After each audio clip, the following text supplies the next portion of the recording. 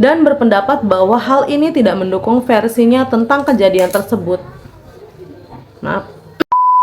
Assalamualaikum warahmatullahi wabarakatuh. Hai, apa kabar? Semoga selalu sehat dan selalu bahagia. Dan terima kasih udah mampir ke video ini. Kisah kali ini tuh ngeri banget. Lebih ke miris sih. Karena ada seorang remaja yang tega menghabisi nyawa seorang gadis usia 8 tahun. Yakni tetangganya sendiri. Gak usah lama-lama lah, kita langsung aja ke kisahnya.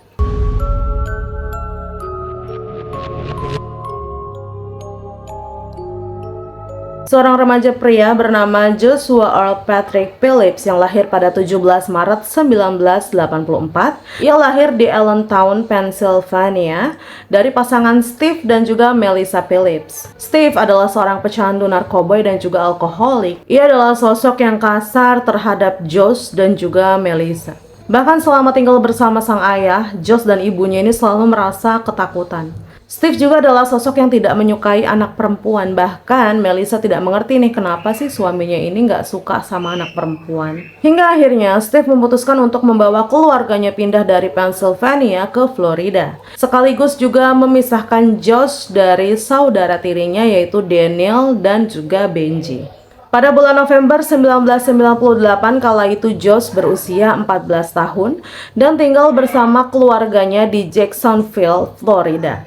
Para tetangga menggambarkan bahwa Josh ini sebagai sosok anak laki-laki yang pendiam dan juga ramah. Bahkan guru sekolahnya mengatakan bahwa Josh adalah siswa populer namun tidak menonjol.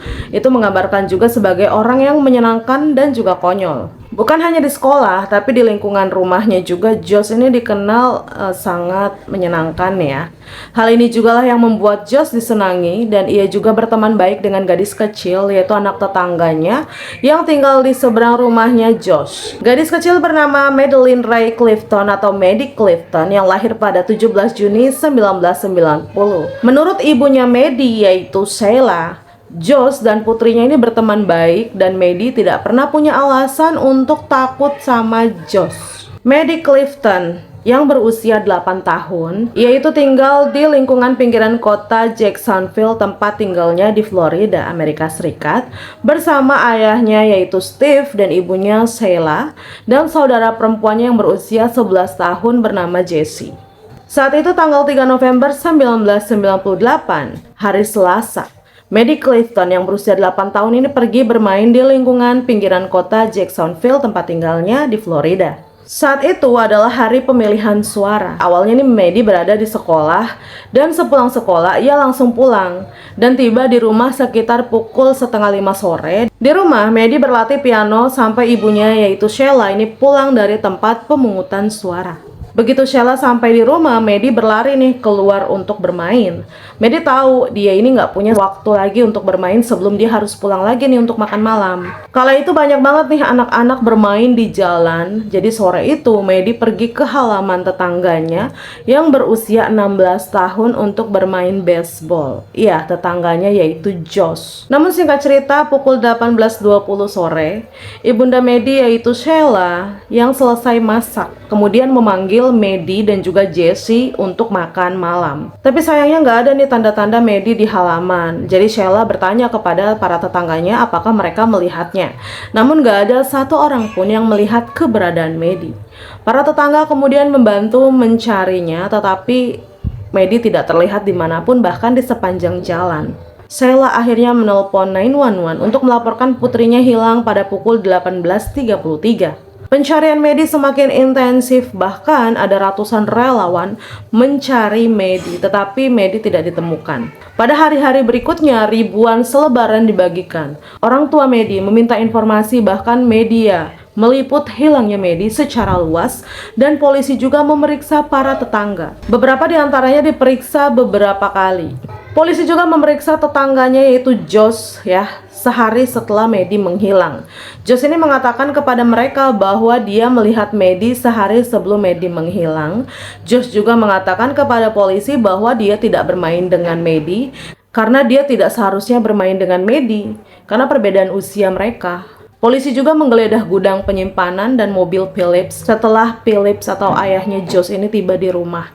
Tetapi mereka tidak menemukan apapun. Polisi akhirnya kembali berbicara dengan Joshua beberapa hari kemudian ya, saat ia berada di rumah di dalam kamar tidurnya. Ia sedang duduk di tempat tidurnya saat polisi mengajukan pertanyaan kepadanya. Lagi-lagi, Josh menyangkal mengetahui apa yang terjadi pada Maddie. 7 hari setelah Maddie menghilang pada tanggal 10 November, jalan tersebut masih dipenuhi oleh polisi dan juga media. Steve dan Sheila baru saja selesai merekam wawancara dengan program Berita Pagi Nasional ketika salah seorang tetangga mereka berlari menyeberang jalan dan memanggil polisi. Tetangga tersebut adalah Melissa Phillips, yaitu ibunya Josh. Ibunya Josh memberitahu polisi bahwa ia menemukan jasad Maddie. Melissa menemukan tubuh Maddie di dalam rangka tempat tidur air milik putranya, yaitu Josh. Polisi bergegas menuju sekolahnya Josh dan menangkap Josh di hari yang sama. Saat interogasi yang berlangsung berjam-jam, akhirnya Josh mengakui pembunuhan Maddie yang ia lakukan. Jadi kala itu pada tanggal 3 November 1998, Josh sedang sendirian di rumah. Saat itu Maddie datang ke rumahnya dan meminta Josh untuk keluar dan bermain baseball. Padahal Josh ini nggak pernah diizinkan mengundang teman-temannya saat orang tuanya ini nggak ada di rumah. Singkat cerita, saat keduanya bermain baseball, Josh secara tidak sengaja memukul bola mata Maddie. Lalu Maddie mengeluarkan cairan merah. Dan menyadari hal itu, Josh ingat nih bahwa ayahnya akan segera pulang.